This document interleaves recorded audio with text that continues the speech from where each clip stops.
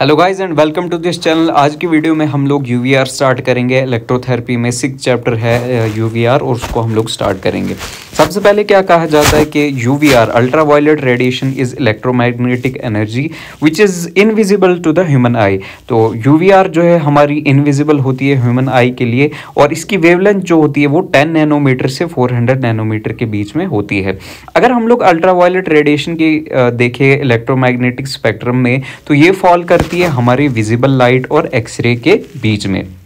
ठीक है, हमारी जो अल्ट्रा वायलेट रेडिएशन है इसको हम लोग थेरेपेटिक इफेक्ट के लिए यूज़ कर सकते हैं। हमारी 3 तरीके की अल्ट्रा वायलेट रेडिएशन होती है, यूवीए, यूवीबी और यूवीसी। जो हमारी UVA है उसकी वेवलेंथ होती है 315 टू 400 नैनोमीटर और UVB की वेवलेंथ होती है 280 से 315 नैनोमीटर तक और UVC की होती है बिलो 280 नैनोमीटर। सन जो हमारा है वो UV रेडिएशन को इमिट कर सकता है, लेकिन अगर हम लोग ज़्यादा देर तक सन में रहें तो हमें सनबर्न भी हो सकता है। लेकिन थेरेपेटिक इफेक्ट्स के लिए भी हम लोग इसको ट्रीटमेंट के लिए जो है वो सन को यूज़ कर सकते हैं। अब हम किस तरीके से, अब हम कंटिन्यूसली जो है वो सन के नीचे तो नहीं रह सकते, लेकिन हम लोग क्या करते हैं, हम लोग अल्ट्रा वायलेट रेडिएशन को जो है वो जनरेट करते हैं। किस तरीके से जनरेट करते हैं वो अब हम लोग इसमें पढ़ेंगे। अल्ट्रा वायलेट जनरेटर्स, अब कुछ जनरेटर्स होते हैं जिनके थ्रू हम लोग अल्ट्रा वायलेट रेडिएशन जो है वो जनरेट करते हैं। These usually take form of lamps which employ either a high or a low pressure tube across which a current is produced। ये जो हमारे जनरेटर होते हैं वो यूजुअली लैंप्स की फॉर्म में होते हैं जो कि हाई प्रेशर या लो प्रेशर ट्यूब के अंदर जो है वो प्रोड्यूस कराई जाती है यूवी रेडिएशंस। अब किस तरीके से होती है, सबसे पहले हम लोग देखेंगे high pressure mercury vapour lamp को। ठीक है, वेपर बर्नर या लैंप को हम लोग देखेंगे। ये यू शेप्ड की एक ट्यूब होती है। ठीक है, this is a U shaped tube, so it acts more or less a point source. ये यू शेप्ड की एक ट्यूब होती है जो कि हमारा एज ए पॉइंट सोर्स की तरह से हमें ये दिखाई देता है। सबसे पहले हम लोग डायग्राम देखेंगे, फिर उसके बाद हम लोग थ्योरी पे आएंगे।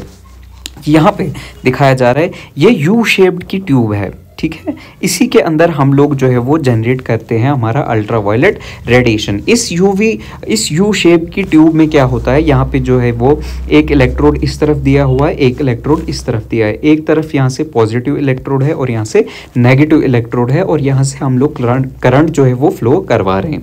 अब इसके अंदर क्या होता है, ये क्वार्ट्ज की ट्यूब होती है। क्वार्ट्ज में एक प्रॉपर्टी होती है कि इसके अंदर आप लोग जितना भी टेम्परेचर देंगे ये टेम्परेचर जो है वो सस्टेन कर सकती है। और इसके अंदर होते हैं मरकरी के कुछ क्रिस्टल्स और उसमें होती है आर्गन। लो प्रेशर पे हमने आर्गन भी इसके अंदर डाली होती है। अब इसके अंदर जो है वो करंट किस तरीके से प्रोड्यूस होती है, यूवी रेज किस तरीके से प्रोड्यूस होती है। तो क्या होता है कि हमारा जो ये आर्गन एटम इसमें होता है, मान लीजिए ये आर्गन हमारा एटम है, ये इसका न्यूक्लियस है, ये सबसे आउटर मोस्ट ये शेल है, उसके बाद ये वाला शेल है, ये सबसे बाहर वाला शेल है। मान लेते हैं यहाँ पे हमारा एक इलेक्ट्रॉन प्रेजेंट है। ठीक है, जब इस सर्किट के अंदर, जब इस ट्यूब के अंदर जो है वो करंट फ्लो करेगा, उस करंट फ्लो करने से हाई करंट फ्लो होगी तो इस इलेक्ट्रॉन को जो है वो हाई एनर्जी मिलेगी। ये इलेक्ट्रॉन जो है वो वहाँ से रिमूव हो जाएगा। इसके रिमूवल होने पर वहाँ पे जो है वो कोलाइड होगा, कोलिजन होगा बिटवीन द इलेक्ट्रॉन्स और उस कोलिजन होने की वजह से हाई जो है वो यहाँ पे टेम्परेचर रेज हो जाएगा। टेम्परेचर रेज होने की वजह से मरकरी के जो क्रिस्टल्स है, ये जो मरकरी के क्रिस्टल्स हैं उनके बीच में भी, उनमें भी एक इलेक्ट्रॉन होता है, एक पॉजिट्रॉन होता है। ठीक है, एक इलेक्ट्रॉन होता है और एक पॉजिट्रॉन होता है। जब हमारा इलेक्ट्रॉन इसको हाई एनर्जी मिलेगी तो ये यहाँ से निकल जाएगा, पीछे जो है वो बचेगा हमारा फोटोन। ये जब एनर्जी निकल जाएगी, जब ये हाई एनर्जी इलेक्ट्रॉन वापस आएगा अपनी ग्राउंड स्टेट पे, तो यहाँ से इस दौरान जो है वो ये रेडिएशन रिलीज करेगा जो कि किस रीजन में फॉल करेंगी, अल्ट्रा वायलेट रीजन को फॉल करेगी। तो वो ही होंगी हमारी अल्ट्रा वायलेट रेजेस।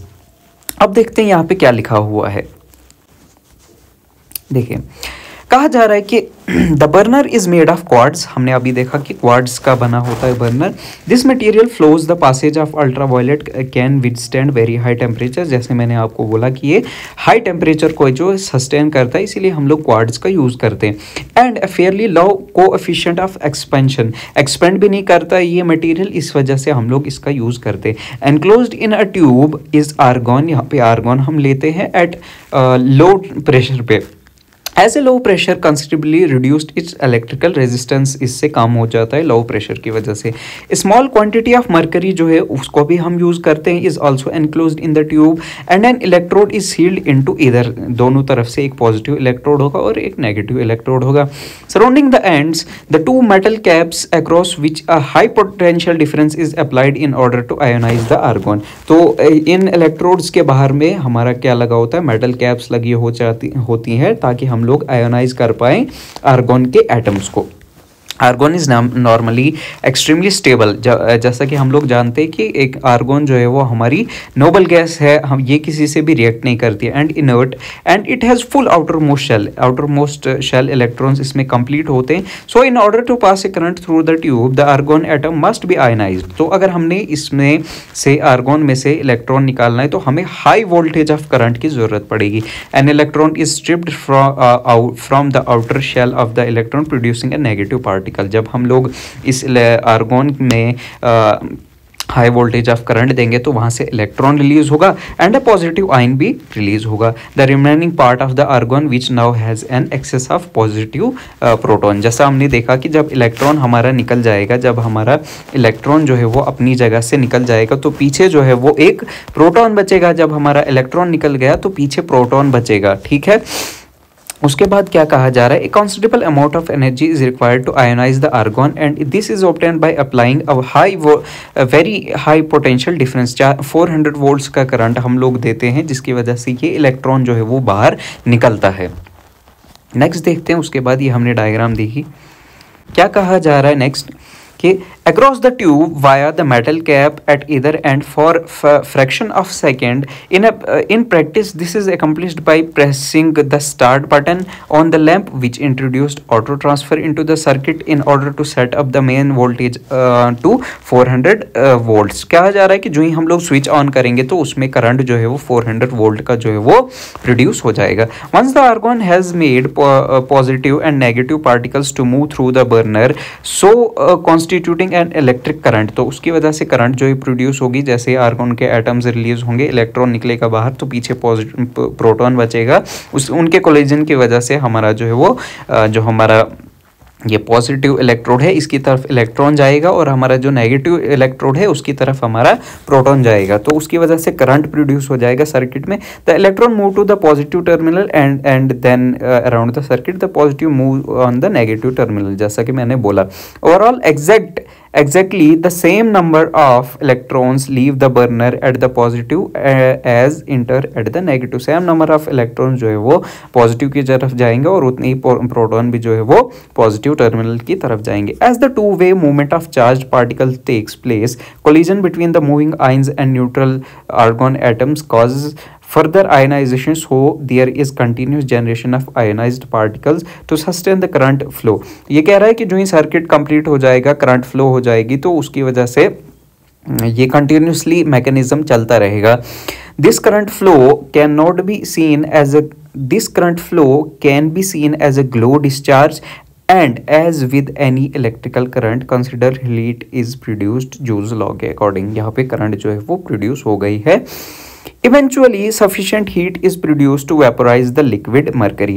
अब जब हमारा यहाँ पे करंट प्रोड्यूस हुआ तो करंट प्रोड्यूस होगा तो हीट भी प्रोड्यूस होगी, हीट प्रोड्यूस होगी तो इसके वजह से जो हमारा वहाँ पे लिक्विड मरकरी था ट्यूब के अंदर, अब वो वेपराइज होना शुरू हो गया। ये जो हमने यहाँ पे लिया हुआ था, ये जो मरकरी यहाँ पे हमने लिया था ये लिक्विड फॉर्म में लिया था, जब इसको टेम्परेचर मिला तो अब ये वेपराइज फॉर्म में आ गया, ठीक है। फिर क्या होगा, ultraviolet radiation is produced partly as energy released by the recombination of electron and positive mercury ions, and partly photons released when excited electrons result from higher energy quantum to the lower shell। तो यही कह रहा है कि हमने जब यहाँ पे लिक्विड फॉर्म से जो हमारा मरकरी है वो वेपर फॉर्म में हो गया, तो उसमें उस टाइम पे क्या हो गया, हमारा इलेक्ट्रॉन रिलीज हो गया। इलेक्ट्रॉन अपनी एक्साइटेड स्टेट से अपनी ग्राउंड स्टेट से एक्साइटेड स्टेट में गया। जब ये एक्साइटेड स्टेट में गया तो जब ये वापस आया तो वहाँ पे क्या हो गया,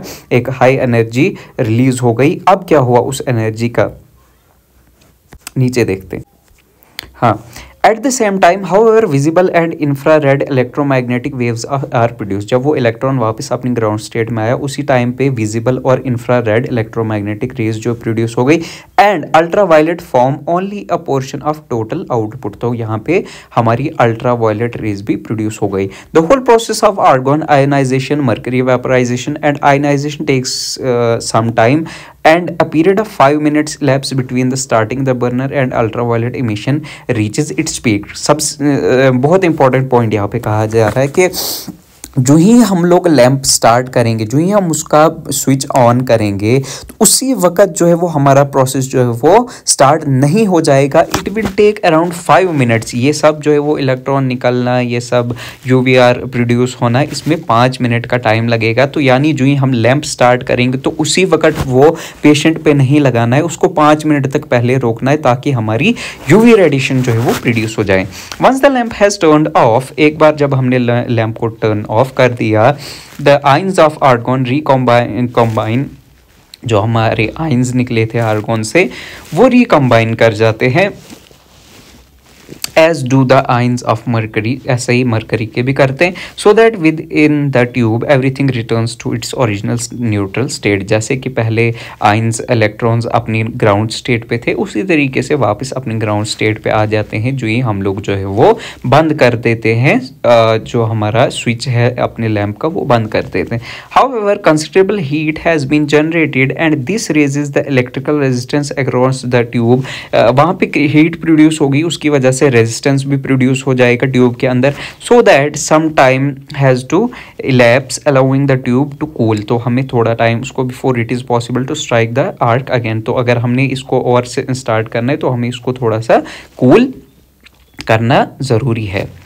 अब क्या होता है, जो ही ये मशीन कंटिन्यूसली चलती है, जब हमारा लैंप जो है वो कंटिन्यूसली चलेगा तो वहाँ पे ट्राइडेमाइड भी फॉर्म हो जाएगा। अब क्या है ये ट्राइडेमाइड फॉर्मेशन, वो हम लोग देखेंगे। The heat produced inside the burner unfortunately caused some of the quartz to change to another form of silica called tridymite। देखो अभी तक हमने क्वार्ट्ज की तारीफ की कि क्वार्ट्ज का टेम्परेचर जो है वो उसका सहन कर सकता है, वो क्वार्ट्ज जो है वो एक्सपेंड नहीं होने देता है खुद को। लेकिन इसकी एक लिमिटेशन भी है कि जब बर्नर हमारा कंटिन्यूसली ऑन रहेगा, इसकी वजह से हमारा क्वार्ट्ज जो है वो अपनी फॉर्म चेंज करेगा, ये क्वार्ट्ज से हमारी शेप लेगा, हमारा ट्राइडेमाइड फॉर्म हो जाएगा। Tridymite is opaque to ultraviolet rays and therefore the total output of the lamp gradually falls as the proportion of tridymite increase. जैसे जैसे हमारे लैंप के अंदर ट्राइडेमाइट फॉर्म होगा उसकी वजह से हमारा यूवीआर का इफेक्ट जो है वो डिक्रीज हो जाएगा, क्योंकि ये ओपेक होता है हमारे अल्ट्रावायलेट रेजेस के लिए। As a very crude method of compensation, a variable resistance is included in the burner circuit, and as a quartz changes to tridymite, the resistance is reduced, and thus increasing the intensity of current across the tube. Ohm's law. Thus, the production of ultraviolet is increased, but as less is transmitted by the quartz, output is kept constant. To allow the stabilizing resistance to reduce at appropriate time, the burner time is recorded either in a book or on a meter incorporated in the machine। कहा जा रहा है कि जब हम लोग यूवीआर machine lamp को लेते हैं ना, तो बर्नर कितने टाइम जो है वो यूज़ हो रहा है उसको हम लोग कैलकुलेट कर पाते हैं। मीटर उसमें लगा होता है जो हमें बोलता है कि अब इस बर्नर का जो है वो कितने टाइम से इसका यूज़ हो रहा है। After thousands hours of burning so much tridymite has formed that the whole burner tube needs to be replaced. अब जब हमने 1000 आवर्स तक इसको कंटिन्यूसली यूज़ किया जब हमने 1000 आवर्स तक इस बर्नर को कंटिन्यूसली यूज़ किया, अब ट्राइडिमाइड फॉर्म हो गया, तो हम लोग क्या करते हैं, हमें ज़रूरत पड़ती है कि 1000 आवर्स के बाद हम लोग पूरा का पूरा जो है वो इस बर्नर को रिप्लेस कर देते हैं। Output can be further reduced by impurities become attached on to the quartz tube. इसके अलावा सिर्फ ट्राइडिमाइड के अलावा कुछ और इम्प्योरिटीज़ भी हैं जो कि आ जाती हैं हमारे क्वार्ट्ज ट्यूब पे, जिसकी वजह से आउटपुट जो है वो डिक्रीज हो जाता है। This can be produced by touching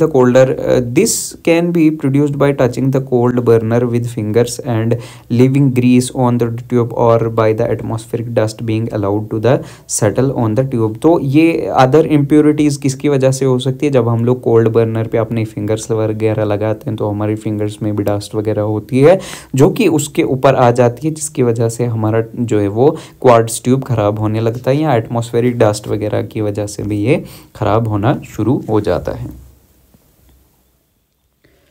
now let's talk about the cooling.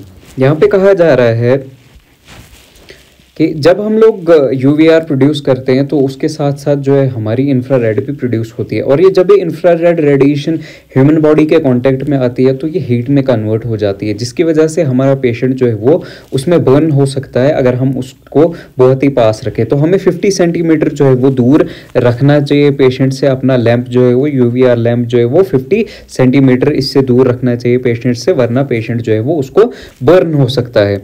Next उसके बाद कहा जा रहा है कि ओजोन फॉर्मेशन। अब देखो क्या होता है, जब भी हमारी यूवीआर जिसकी वेवलेंथ जो है वो 250 नैनोमीटर से कम है, यानी यूवीसी की बात हो रही है, जब वो कांटेक्ट में आती है एटमॉस्फेरिक ऑक्सीजन के कांटेक्ट में, तो वो क्या बनाती है, वो एटमॉस्फेरिक ऑक्सीजन के कांटेक्ट में आने से ओजोन फॉर्मेशन करती है। ओजोन हमारे लिए, जो हमारी ओजोन गैस होती है वो हमारे लिए टॉक्सिक होती है हमारे लिए, लेकिन ये जो टॉक्सिसिटी है इस ओजोन की, हम लोग ओजोन के फॉर्मेशन को कंट्रोल कर सकते हैं अगर हमारी रूम में जो है अच्छा वेंटिलेशन होगा। जिस जगह पे हम लोग ट्रीटमेंट कर रहे हैं वहाँ पे अच्छी खासी वेंटिलेशन होनी चाहिए, एयर जो है वो अच्छे से आनी चाहिए, तो फिर ओजोन का फॉर्मेशन नहीं होगा। नेक्स्ट हम लोग बात करेंगे अब क्रोमियर लैंप के बारे में। देखो क्रोमियर लैंप में कहा क्या जा रहा है, द क्रोमियर लैंप एक is a water cooled mercury vapour lamp which eliminates the danger of an infrared burn. It has advantage that it can be used in contact with the tissue और with a suitable applicator और to radiate inside a sinus और body cavity. ठीक है, यहाँ पे कहा जा रहा है कि जो हमारा क्रोमियर लैंप है, क्रोमियर लैंप जो है, जो हम लोग ऊपर डायग्राम में देख रहे हैं, ये जो आप लोग डायग्राम में देख पा रहे हो, यही है हमारा क्रोमियर लैंप। यह है क्रोमियर लैंप। इसमें क्या होता है कि इसमें जो साइड से, ये साइड में जो टनल दिखाया है, इसमें जो है वो वाटर जो है वो चलता है। जो हमने इससे पहले देखा था कि अगर हम लोग यूवीआर बहुत ही करीब लेंगे पेशेंट के तो हमारी बर्न कॉज हो सकता है, उसको बचाने के लिए हमने क्रोमियर लैंप को बनाया, जिसके आसपास जो है वो वाटर मूव करता है, जिसकी वजह से पेशेंट को बर्न नहीं होता है। तो इसका जो कंस्ट्रक्शन वगैरह है वो बिल्कुल सेम है जिस तरीके से हमने ऊपर पढ़ा, उसी तरीके से, बस इसमें डिफरेंस क्या है कि आसपास जो है वो वाटर चलता रहेगा, यही इसमें कहा जा रहा है। कंस्ट्रक्शन, यहां पे अगर हम लोग कंस्ट्रक्शन की बात करें कि क्रोमियर लैंप जो हमारा है consist of high pressure mercury, इसमें भी होता है जिस तरीके से। इसकी वर्किंग जो है वो सेम होती है as for the air cooled lamp, जो इससे पहले हमने डिस्क्राइब किया, सेम उसी तरीके की वर्किंग होती है, उसी प्रिंसिपल पे ये भी काम करता है। It is completely enclosed in a jacket of circulating distilled water, इसके आसपास चलते रहता है, जिसकी वजह से पेशेंट को जो है वो बर्न फील नहीं होता है। A pump and cooling fan भी वहां पे होता है, जिसकी वजह से वाटर जो है वो ठंडा रहता है। अब जब हम लोग इस मशीन को यूज कर देते हैं तो after the water circulation should be continued for 5 minutes, तो 5 मिनट तक इसमें वाटर जो है वो चलता रहना चाहिए, ताकि जो हमारा है लैंप जो है वो गर्म ना हो। जो हमारा ये क्रोमियर लैंप है ये गर्म ना हो, इसलिए वाटर चलता रहना चाहिए। At the front of the Kromayer lamp head the water circulates between 2 quartz window, 2 quartz की विंडोज है, उनके बीच में जो है वो पानी चलता रहता है। If a sinus is to be treated the applicant an applicator of cords is fixed to this window via special attachment. तो इसका यहाँ पे ये कह रहा है कि अगर हमें किसी साइनस, किसी इस ओपन स्पेस पे भी अगर हमने किसी जगह पे, जो साइनस क्यों होता है, साइनस हमारी कैविटी वगैरह होती है, ओपन स्पेस होती है, खाली स्पेस, तो उसको भी हम लोग जो है वो इस क्रोमियर लैम्प के थ्रू जो है वो किसी एप्लीकेटर के थ्रू जो है वो हम लोग इस्तेमाल कर सकते हैं। These applicators convey the ultraviolet rays to their tip by the total internal reflection। तो एक टिप जैसी होगी इस क्रोमियर लैम्प के आगे, जो कि डीप टिश्यू को, डीप जो है वो कैविटी में भी अपना इफेक्ट डाल सकती है। तो this was all about the Kromayer lamp. Now let's talk about spectrum. ये हमारे लिए इंपॉर्टेंट नहीं है। Let's talk about the fluorescent tubes for the ultraviolet production. Fluorescent tubes for the ultraviolet production. अब देखो क्या कहा जा रहा है, कह रहे हैं कि one of the major problem with the mercury lamp is that it produce a certain proportion of short ultraviolet rays. तो एक प्रॉब्लम हमारी मर्करी लैम्प के साथ ये है कि ये शॉर्ट अल्ट्रा वायलेट रेजेस भी प्रोड्यूस करती हैं। तो लेकिन अब हम क्या करते हैं कि modern treatments regimes often requires the use of long wave ultra violet without the short wave and so various type of fluorescent tube have been produced. तो ये कहा जा रहा है कि इससे पहले हम लोग जो मरकरी यूज कर रहे हैं, मरकरी लैम्प, उसमें क्या होता है कि अननेसेसरली यूवीसी भी प्रोड्यूस हो रही है, शॉर्ट वेव की हमारे पास यूवी भी प्रोड्यूस हो रही है, लेकिन वो किसी भी काम के हमारे नहीं है। इसलिए हमने क्या किया, हमने मरकरी लैम्प से एडवांस्ड होके हमने फ्लोरेसेंट लैम्प का इस्तेमाल करना शुरू किया। The spectrum of each tube depend upon the type of phosphorus coating. तो कहा जा रहा है कि जो ये हमारा फ्लोरेसेंट लैम्प होगा, इसमें क्या होगा, इसमें ट्यूब होगी एक, इस तरीके से ट्यूब होगी, और उसमें कोटिंग होगी बाहर से, किसकी, फॉस्फोरस की कोटिंग होगी उसके बाहर से। फॉस्फोरस की जो हमारी कोटिंग होगी, ये क्या करेगा, फॉस्फोरस हमारा शॉर्ट वेवलेंथ के यूवी को, जैसे यूवीसी है, उसको एब्जॉर्ब करेगा और आगे जाके ट्रांसमिट करेगा हमारे लॉन्ग वेव ऑफ वेवलेंथ की यूवीज को, जैसे यूवीए एंड यूवीबी को प्रोड्यूस करेगा, लॉन्ग वेव टू पास। ठीक है, ये एब्जॉर्ब करेगा शॉर्ट वेव लेंथ की यूवीज को, एंड जो है वो लॉन्ग वेव ट्रांसमिट करेगा, पास करेगा लॉन्ग वेव ऑफ यूवीज को। The a low pressure arc is set up inside the tube between its end by a process of ionisation. जैसे हमने ऊपर देखा उसी तरीके से आयंस जो है, इलेक्ट्रॉन्स निकलेंगे, ठीक है, कुछ पॉजिटिव की तरफ जाएंगे एंड प्रोटॉन जो है वो हमारे नेगेटिव की तरफ जाएंगे, जिसकी वजह से वहाँ पे इलेक्ट्रिसिटी प्रोड्यूस होगी और फिर हीट निकलेगी। वो सारा प्रोसेस जो है वो सेम रहेगा, बस इसमें क्या होगा कि short wave is produce, short wave जो प्रोड्यूस होगी वो एब्जॉर्ब करेगा हमारा फॉस्फोरस और री इमिट करेगा लॉन्गर वेव ऑफ वेवलेंथ, जो कि हमें चाहिए UV A and UV C. Most of the time जो है वो यूवी ए ही हमें चाहिए होती है, एज इन पुआ, जो हम लोग आगे देखेंगे। पुआ होता है हमारा सोरेलिन UV A apparatus, but accurate control of emitted wavelength is possible. जिस तरीके की यूवीए या यूवीबी हमें चाहिए तो उस तरीके के हम लोग प्रोड्यूस कर सकते हैं। नेक्स्ट क्या कहा जाता है, नेक्स्ट कहा जा रहा है थेरेक्टिन टनल। अब क्या होता है थेरेक्टिन टनल, वो भी हम लोग देखते हैं। The Therectin tunnel is a semi-cylindrical frame in which are mounted four fluorescent tube as shown in figure 6.1.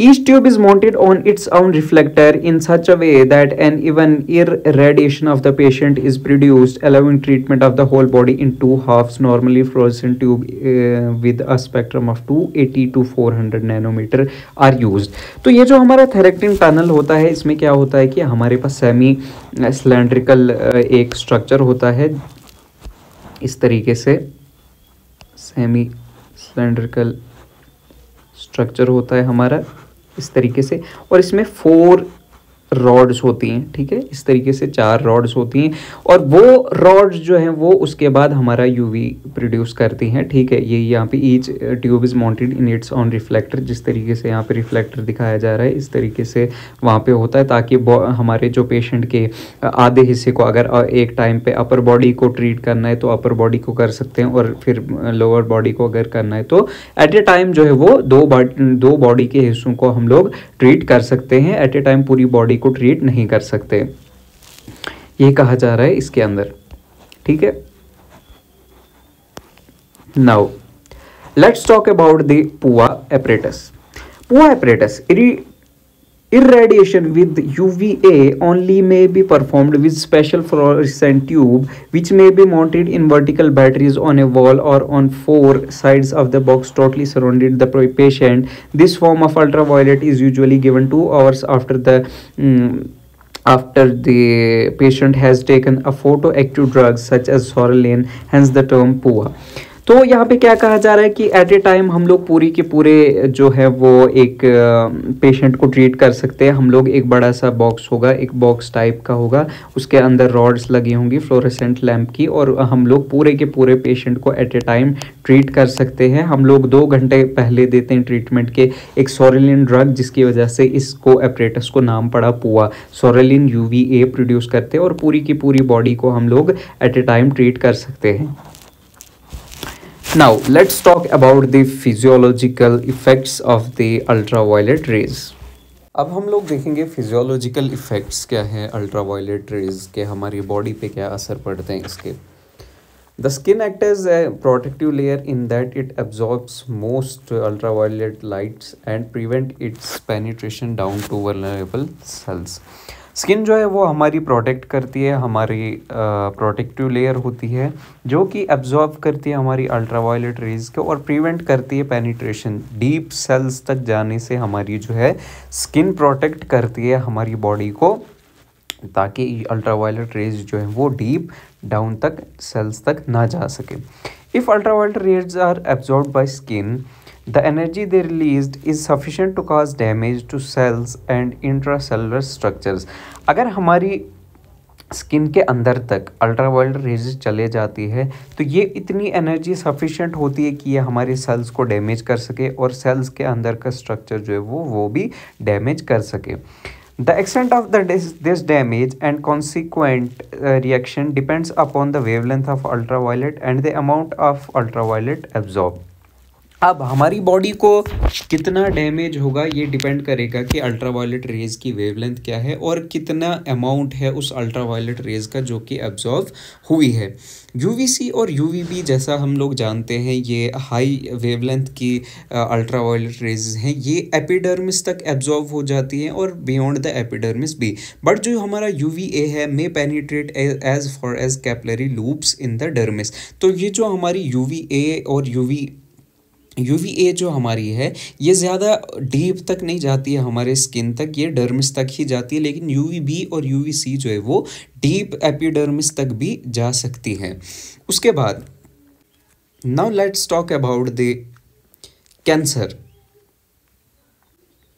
अब ये जो हमारी बॉडी पर रेज गिर रही हैं इनसे कैंसर भी हो सकता है। Carcinogenesis is a danger if long exposure to UVB and UVC occurs. अगर हम लोग UVB और UVC कंटिन्यूसली बॉडी को देते रहें तो उससे कैंसर भी हो सकता है, एज दीज रेज में have effect on DNA and दस ऑन सेल रेप्लिकेशन। तो अगर UVB और UVC कंटिन्यूसली हमारी बॉडी में आती रहेंगी तो इसकी वजह से हमारा DNA डैमेज हो सकता है और हमारा सेल रेप्लिकेशन माइटोसिस वगैरह भी इंक्रीज हो सकता है, जिसकी वजह से हमारी बॉडी में कैंसर हो सकता है।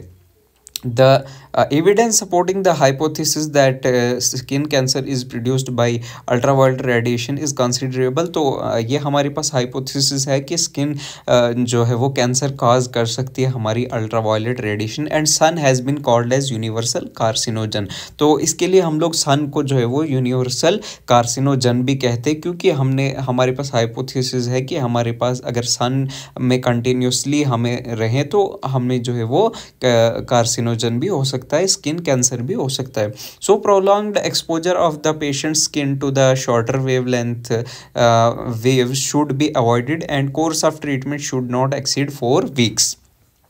जो हमारी UVA है मोस्ट ऑफ द टाइम जो हमारी UVA है उसका ही जो है वो इफ़ेक्ट होता है कि वो सबसे ज़्यादा जो है वो कैंसर कॉज कर सकती है हमारी बॉडी में। और हमारा जो ट्रीटमेंट है UVR का ये कभी भी 4 वीक्स से ज़्यादा नहीं होना चाहिए। Even the longer wavelength UVA is not beyond suspicious as a carcinogenic. इसके अलावा जो UVB और UVC है उसका इतना ज़्यादा एविडेंस नहीं है कि ये भी कैंसर जो है वो कॉज करते हैं।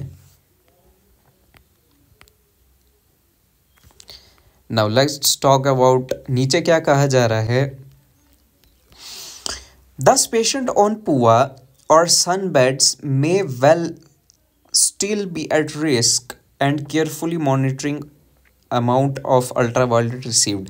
तो हम जो भी थेरेपी दे रहे हैं पुआ, सोरोलिन, UVA अगर हम लोग दे रहे हैं या सनबेड दे रहे हैं तो हम इसका हाई रिस्क रहता है कि पेशेंट को कैंसर भी हो सकता है अगर ज़्यादा अमाउंट तक हम लोग जो है वो ज़्यादा देर तक और हाई अमाउंट तक जो है वो UV अगर देते रहें तो इससे कैंसर भी हो सकता है। Ultraviolet received is essential if use data on safe doses is to be produce. तो हमें मेजर करते रहना है कितनी हम लोग जो है वो UVR दे रहे हैं किसी पेशेंट को।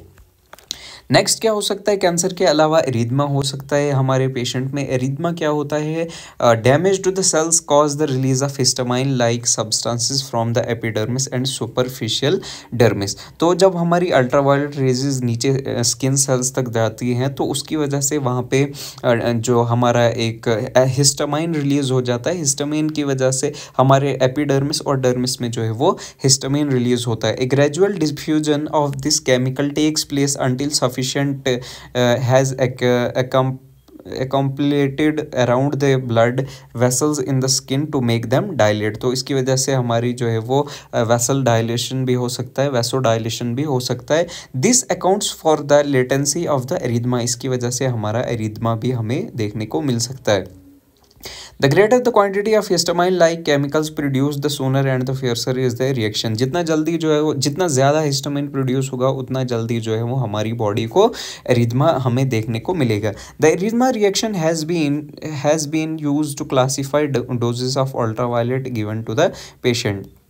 तो एरिथमा के बेस पर हम लोगों ने अलग अलग क्लासिफिकेशन की है। There are 4 degrees of erythema. यहाँ पे एरिथमा के 4 डिग्रीज होती हैं जैसे कि हमें टेबल में दिखाया हुआ है।